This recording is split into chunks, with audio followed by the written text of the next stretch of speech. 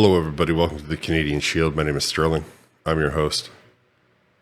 Going to talk to you today about this Ukrainian invasion into Russia, into Kirks region of Russia, and how I feel the media, the left-wing media, the socialist media is too fixated on this small little advancement into Kirks, and why I can tell you from my understanding of both the region, the history, and the war in general, that this is not anywhere near what they're trying to convince you it is.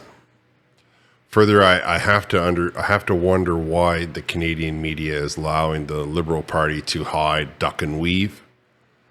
I think that everywhere we look, they are avoiding asking questions. They're staying out of the headlines. They're doing everything they can do to make you think that to forget that they even exist, which can only indicate one of two things. One, they don't care what you think, and we are, moving ever so closer down the road to other socialist governments around the world and throughout history.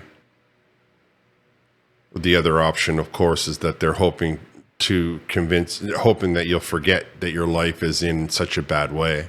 I mean, we all see the food prices. I saw hot dogs the other day, hot dogs for $13. And I thought in my mind, how can that be sustained? How can that company stay in business? Anyway, I suppose that's a different story. But before I get into this one, I would encourage you all to like, comment, subscribe, hit the notification bell, share this channel with all of your socials. I have memberships if you're willing to support the channel further. But like I said, the media is trying to make everybody believe that the Russians were caught napping, or that the Ukrainians were able to amass all of these resources on the border and nobody saw it coming.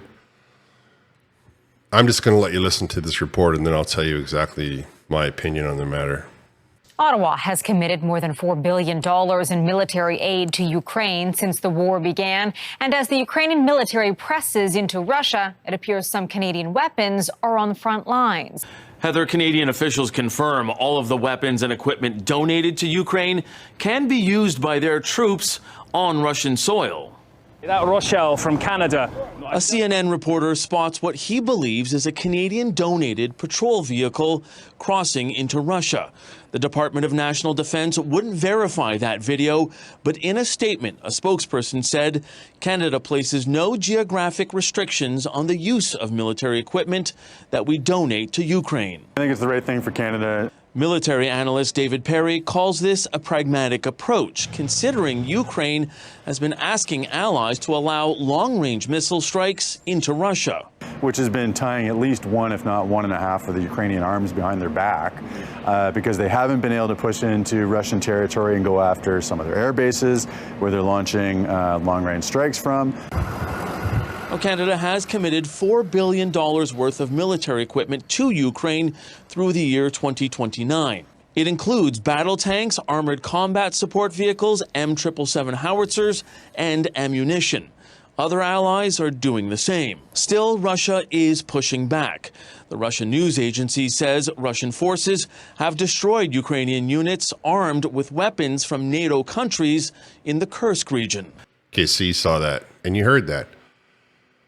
The military analyst talks about how there's 1.5 hands tied behind their back, and I guess by that he means that people are being restricted. Now, the Canadian armor and the Canadian product going into Russia is not really that much relevance to me. The push mainly came from an infusion from Sweden. If I'm truthful, Sweden gave Ukraine a whole bunch of stuff, and as a result, Ukraine was able to make this incursion into Kirks. Now, the two things we need to look at are, why would they push into Kirks instead of just dislodging the Russians from the region that the Russians are in, the Donbass region? Why wouldn't they just hit them head on instead of going into a part of the country that's not under conflict, that's not in conflict? The Kirks region is a very historically significant part of Russia. It is the home, the space of the largest tank battle in history, where the Russians introduced the original T-34 main battle tank to take on Nazi Germany, where they dislodged them from Russia permanently. And the first thing that the Russians did when the Ukrainians crossed the border was relocate a lot of people that were living in that area. They pulled them out of the area. Now, Russia has withstood attacks from the great German juggernaut, as well as Napoleon himself, who was not only a master tactician, but had an astoundingly impressive military underneath him that he himself structured. But the Russians were able to beat them both back. And the first thing that they do when Russia gets invaded is they begin to pull all of their people back. They don't leave any of their people in the region, and then they use those people. They arm them. They tell them that they're fighting for their little cottage that they just evacuated. They tell them that they're fighting for all of the region that they just surrendered. Now, if you take the Napoleonic reference, you can obviously everybody knows that they just pulled back so far, and then the winter turned on them, and as a result, they had to pull back because they didn't have any permanent structures to fall back on. And the same story is for the Nazis of World War II, though there are extenuating circumstances that could lead to other conclusions being drawn. What I want you to understand, what I want you to think about is they said, well, we went in there so that we can get after long-range missiles on airports, and we want to look at maybe taking down some drones. And yet all of they really have done is cross the border and then put up a salient. So they could have done that in the Donbass region, right? They could have just attacked them head on with this military infusion from both Canada, Sweden, and other places. But they elected not to do that. And that's a clue for me and you. That's something in there they're not telling us. But in no way, shape, or form am I worried that the Russians were somehow caught off guard. And by worried, I mean that analysis doesn't make any sense to me. And I don't quite want to believe, like, either the reporters are saying that the mainstream media and the far left media are trying to say that so that they can, get you all excited about all of the billions of dollars that they're laundering through the IMF, or they haven't the single solitary clue about how history and military and the region itself. Now, it's probably the second reason, right? It's probably that they're just looking to stimulate some clicks, that they want you to be dramatic, that they want you to be pulled in, that they want you to think that this is all going to be some massive wave of Ukraine sweeping across Russia. The facts are completely different. They are the people, the population was removed from the region and are now currently being convinced that they are the ones that are going to have to defend the region. As we sit here and talk and listen to you listen to my voice, in Russia right now, all of the men that came out of that area have been conscripted. They've been given a little bit of training, a little bit of weapons, and they're currently being outfitted with all of the appropriate gear that they will need to dislodge this incursion on the Kirks region. What is important in this area? What does this matter? Why is everybody up in arms? It's because they don't want the ability to put NATO weapons on the border with Russia. This is a thing that Russia wants to stop. And when you consider that NATO's founding purpose is to stop Russia, you can appreciate that. However, Ukraine it's like the 5th largest wheat producer on earth. And they need a port to get that wheat out.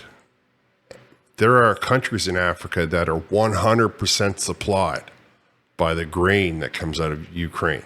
100%. Like, they get every drop of grain they have in their entire country from Ukraine. So it makes me also curious why the Ukraine army isn't fighting to solidify access to the Crimean. Now, the Crimean is a region of the world that people have been fighting over for a long time because of the way that it, goes into the Black Sea and can get access.